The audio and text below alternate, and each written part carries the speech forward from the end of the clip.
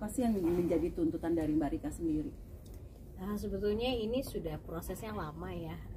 Ketidakcocokan saya dengan manajemen The Groove itu bukan terjadi dalam 1 tahun. Sebetulnya sehabis konser The Essential of Groove ya, itu sudah ada beberapa momen-momen saya minta memang manajemen yang ada itu dijadikan agensi, karena menurut saya manajemen itu adalah bagian yang memang harus mengerti tata cara dan band ini harus dibawa kemana gitu. Kebetulan mungkin saya pendiri band ini dari nol ya, dari zero. Saya bukan penyanyi yang datang kucuk-kucuk dibesarkan, tidak. Saya berusaha dari nyanyi dari kafe bertahun-tahun gitu. Tapi mungkin ini adalah kayak bola api ya, kelamaan saya menahan, tidak didengarkan, terus berlanjut sampai akhirnya pada bulan Maret tahun lalu terjadi suatu hal yang menurut saya sudah tidak bisa lagi dalam satu rumah yang saya tidak nyaman dan saya memberikan pilihan.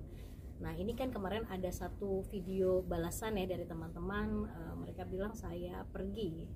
Saya cuma ingin bilang kalau orang udah memberikan pilihan berarti dia memilih Bang Minola atau Dani gitu. Saya suruh pilih, begitu saya suruh pilih, saya pilih Bang Minola atau saya gitu. Tapi ya semua memilih Bang Minola, berarti kan saya harus pergi dari situ dong, karena memang saya sudah tidak nyaman dan sudah tidak nyaman itu sudah lama. Jadi saya harus pergi karena memang saya sudah tidak nyaman, dan kalau saya di situ terus akan membuat tidak nyaman semua. Tetapi saya orang yang merasa itu tuh adik-adik saya, dan kebetulan band itu juga saya yang mendirikan. Saya capek, saya kalau mungkin teman-teman dulu di kafe masih ingat gimana saya menjadi kakak dan emak buat band ini gitu kan. Saya tidak langsung pergi, tapi saya juga memberikan option lagi bagaimana kalau kita pisah manajemen, karena 2005 itu kan saya sudah diberhentikan. Nah awal situ ya, Abang Minola ketemu saya sebagai kuasa hukum 2005, saya sudah diberhentikan oleh band ini, jadi saya sudah punya manajemen sendiri. Nah saya bilang daripada kita, karena buat saya kalau saya bilang saya sudah mundur berarti saya nggak mau kembali lagi. Ini udah kedua kalinya. Bagaimana kalau manajemennya sendiri-sendiri dulu, supaya teman-teman dan saya bisa berpikir jernih, apakah keputusan ini memang harus diambil, siapakah sebetulnya yang menjadi balutan gak nyaman di dalam yang tadi udah saya bilang sejak sekian tahun gitu. Tapi kemudian ada satu WA yang akhirnya dibalikin ke saya, tawaran main Mas Denny dan Bang Minola, yang saya liatin ke abang juga ya WA-nya masih sampai saat ini masih disimpan, adalah isinya The Groove sudah tidak bisa lagi satu panggung dengan Rika Ruslan. Dari situ saya merasa bahwa oke, berarti teman-teman sudah tidak butuh saya lagi. Waktu perayaan lagu dahulu 23 tahun pun tidak ada ucapan buat si lagu tersebut. Jadi saya merasa bahwa lagunya juga mungkin tidak membuat mereka bangga gitu ya. Kemudian si Rikanya juga sudah tidak diinginkan di atas panggung. Jadi untuk apalah gitu saya ada di situ kalau memang ini sudah menjadi duri buat teman-teman. Jadi prosesnya panjang, mas-mas dan mbak semua. Kalau saya sekarang dibalikan dengan video yang dijawab oleh The Groove, saya harap semua teman-teman, dan saya tidak mau menjawab panjang, saya rasa netizen dan fans semua sudah pintar ya. Kalau namanya orang memberikan pilihan, berarti kan itu ada pilihan. Kalau kita sudah tidak bisa di rumah itu, berarti kan kita harus out supaya sama-sama happy gitu. Itu yang terjadi. Tetapi kenapa saya akhirnya tidak mengizinkan lagu saya dibawakan oleh mereka, semua karya saya, karena mereka juga sudah tidak mau satu panggungan saya. Jadi ya sudah, barang saya ambil. Saya tidak mempersoalkan nama The Groove yang memang kita besarkan sama-sama. Jangan salah loh, The Groove itu ada 9 sebetulnya pendirinya, termasuk basisnya Mas Dhani, Yuke, dan Ali Akbar. Saya tidak permasalahkan, silahkan pakai namanya, tapi yang penting lagu saya jangan dibawakan, karena saya pun sudah tidak diinginkan. Jamming pun, kolaborasi pun sudah nggak mau. Ya wajar rasanya kalau saya sebagai penulis lagu merasa, dan saya pendiri band itu juga merasa sedih. Nah waktu saya menelaah hukum dengan Bang Minola dan beberapa pakar-pakar hukum dan teman-teman semua, kita menemukan bahwa memang kita bisa kok meletakkan harga diri kita sebagai penulis lagu untuk menjaga anak-anak saya seperti itu gitu. Ya, kalau kelanjutannya dari kisah ini, kita sekarang punya asosiasi atau persatuan penulis lagu, itu karena memang penulis lagu ini selama ini kayaknya orang-orang yang di belakang layar ya, nggak tersentuh sama media, namanya juga kadang-kadang nggak ditulis ya, lebih ke dipopulerkan oleh gitu. Kita kayaknya mulai dari sekarang harus mulai bersama-sama menghargai pencipta lagu, karena Ibarat kata sekarang dalam satu acara ada sound system, ada artisnya, ada penontonnya, ada kru, ada lighting semua, tapi lagunya nggak ada. Mau bunyiin apa? Berarti tandanya di sini kita harus saling menghargai. Kalaupun ada hak ekonomi yang harus didiskusikan, sebetulnya kan pada saat kita bekerja juga sampai kru dan semua juga ada fee-nya ya. Berarti kan penulis lagu juga harus ada izin, tapi persoalan izin ini kan harus diizinkan sama kita. Walaupun sudah menyurati sayanya sudah tidak mau, berarti kan tidak bisa. Begitu kan Bang ya? Jadi poinnya begini, singkatnya begini aja ya. Kalau memang The Groove sudah tidak Rika lagi, seharusnya juga jangan Rikanya saja. Semua karya ciptanya juga sudah harus tidak digunakan lagi. Itu konsekuensi yang wajar ya. Karena dalam karya cipta itu tidak hanya melekat hak ekonomi, tapi juga ada hak moralnya ya. Orang yang nggak mau, jangan dong ciptanya kita mau. Nah, selain itu undang-undang juga memberikan hak ya kepada pencipta untuk mengizinkan atau tidak mengizinkan. Nah, jadi oleh karena itu wajar setelah Rika bukan bagian daripada The Groove lagi, dia mengatakan boleh gunakan lagu saya hanya dengan satu syarat, ada izin tertulis dari Rika. Kalau tidak ada izin tertulis, jangan dinyanyikan. Ya, jadi jangan dibalik, oh Mbak Rika melarang The Groove. Nggak melarang, silakan nyanyikan lagu Rika, tapi harus pakai izin tertulis. Karena Rika bukan lagi bagian daripada The Groove.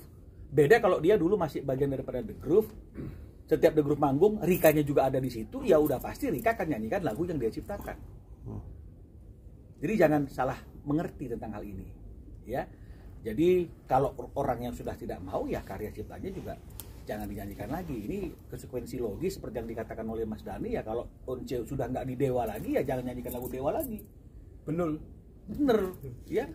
Jadi jangan nggak mau nggak mau lagi orangnya, tapi lagunya masih mau. Ini sebenarnya contoh-contoh yang tidak baik.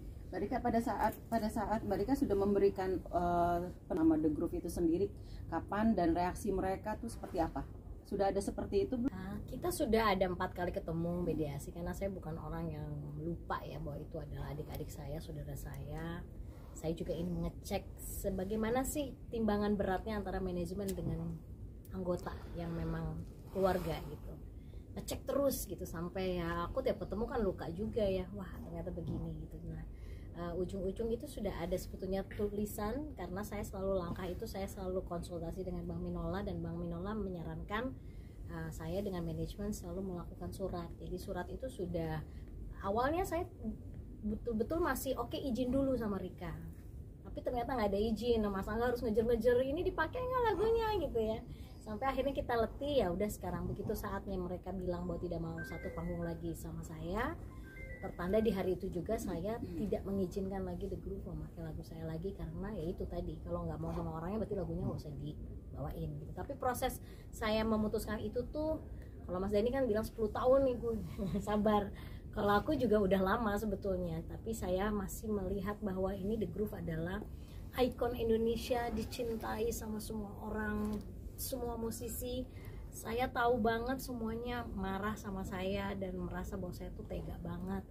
Tapi menurut saya ini harus saya lakukan, karena 2005 saya punya pengalaman yang kurang enak juga ya, pada saat saya dipecat sama band tersebut sendiri, dan saya sendiri saat itu juga sama dengan sekarang, saya harus cari player, saya harus naik ke panggung sendiri, bikin karya aja saya harus kumpulin teman-teman, dan saya harus punya uang kan. Kalau namanya solo berarti kan semua harus dibayar ya. Kalau namanya grup kayaknya kok masyarakat bilang aku tega, kasihan, tapi kok nggak kasihan sih sama Rikanya. Malah saya sudah 2 kali seperti ini. Zaman 2005 saya harus dari nol untuk bisa naik panggung dan ngumpulin teman-teman yang bisa bantu saya untuk nyanyi solo.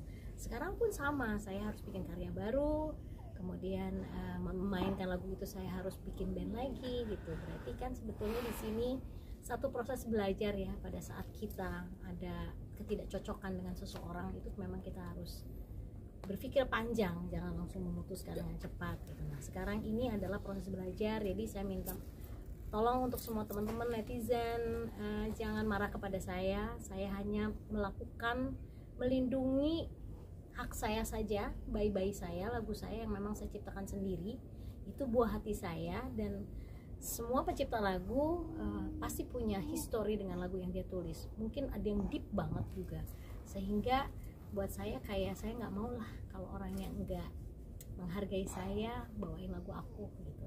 Hari ini pun banyak penyanyi yang minta lagu ke saya masih tuliskan karena saya tidak ada persoalan dengan penyanyi yang lain. Saya khusus kepada orang yang memang tidak melihat saya sebagai temannya. Tapi kalau prosesnya ini lama-lama Mbak, sebetulnya mungkin setahun setengah lah aku konsul dengan Bang Minola, karena saya juga tidak mau melanggar hukum. Saya mengecek semuanya dengan benar, tapi ini juga mungkin akan jadi satu sejarah dalam musik Indonesia, bagaimana kita harus saling menghargai satu sama lain gitu.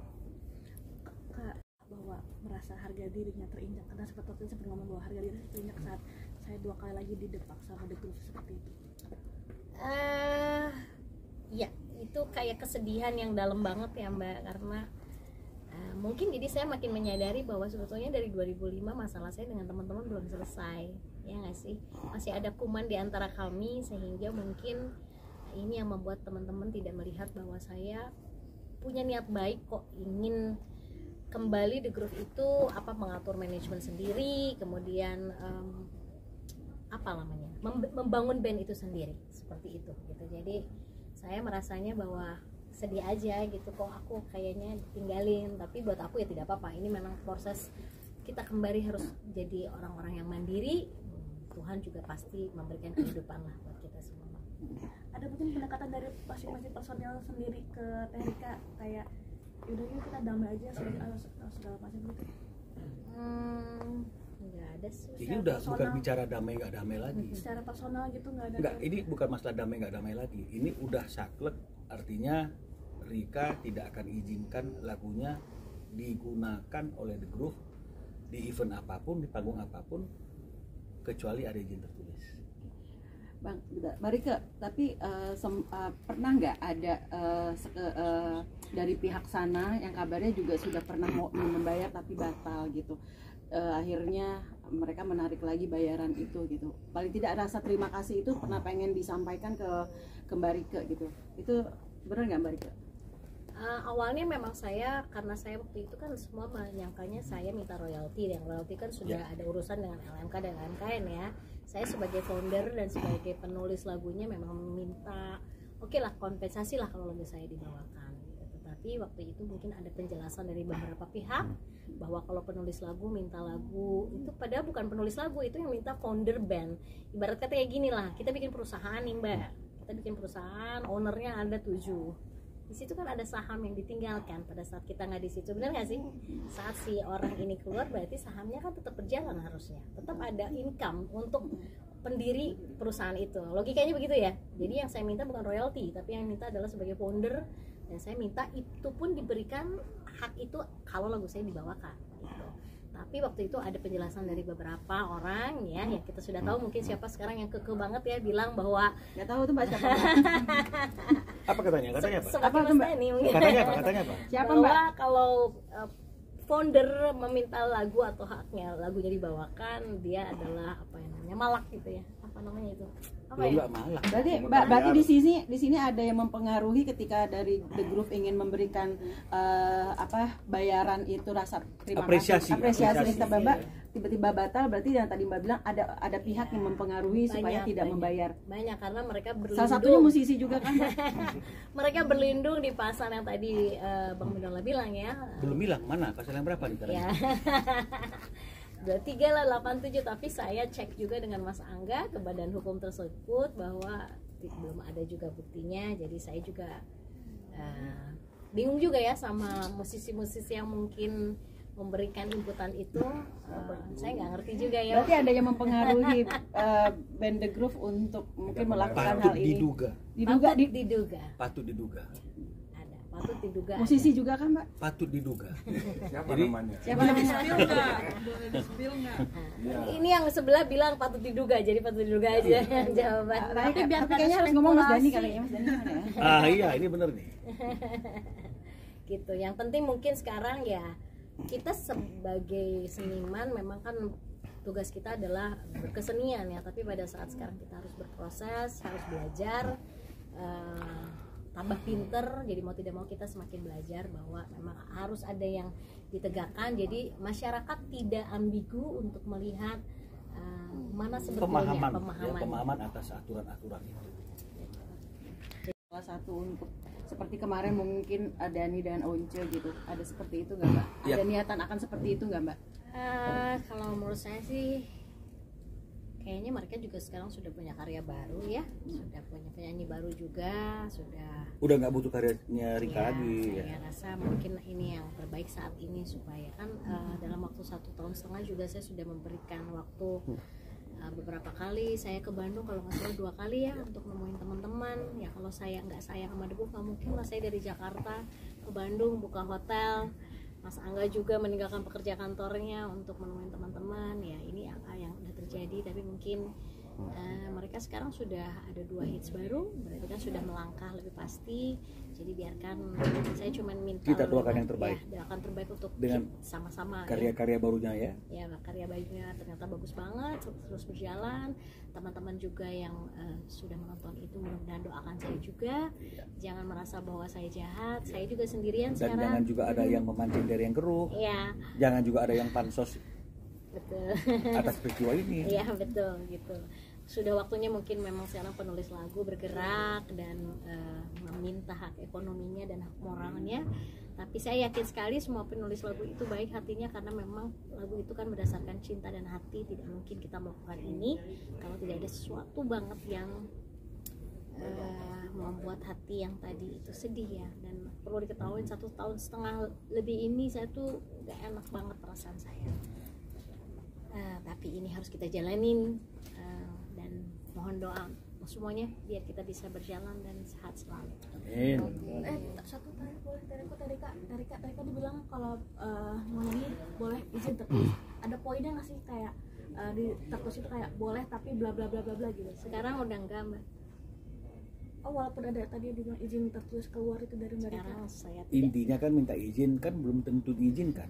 Oh, walaupun udah minta izin secara tertulis pun belum tentu diizinkan. Tergantung bagaimana moodnya Mbak Rika pada waktu izin itu dimintakan ya Rika ya. Sebenarnya saya gini Mbak. Kalau lagi baik mungkin ya boleh dengan catatan. Kalau enggak ya enggak. Kan namanya juga minta izin. Saat ini mungkin saya tidak mau banyak ngomong ya, tapi saat ini memang saya tidak mau lagu saya dibawakan sepanjang teman-teman juga mengerti bahwa saya memang tidak cocok dengan manajemen, jadi tolong diselesaikan dulu.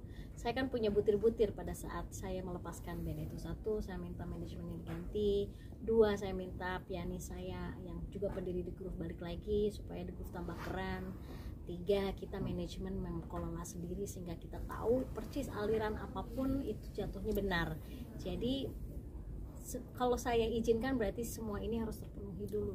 Jadi ada hal-hal yang saya rasa bahwa sentuhlah hatinya dulu lah, jangan ngomongin dulu tentang ekonominya, karena hak moral itu, cinta itu ada di sini. Jadi kalau semuanya menubruk dengan pasal, dengan itu, dengan ini, jadinya kita nggak ada titik temu ya. Tapi saat ini mungkin adalah terbaik, memang saya nggak mau dulu lagu saya dibawakan, biarkan mereka juga berproses berkarya jadi lebih keren. Saya rasa mereka sekarang bersemangat loh, nggak ada saya, tambah keren banget. Jadi aku senang sebagai kakak melihat Teguh sekarang jauh lebih keren tanpa Rika Rustami. Oke.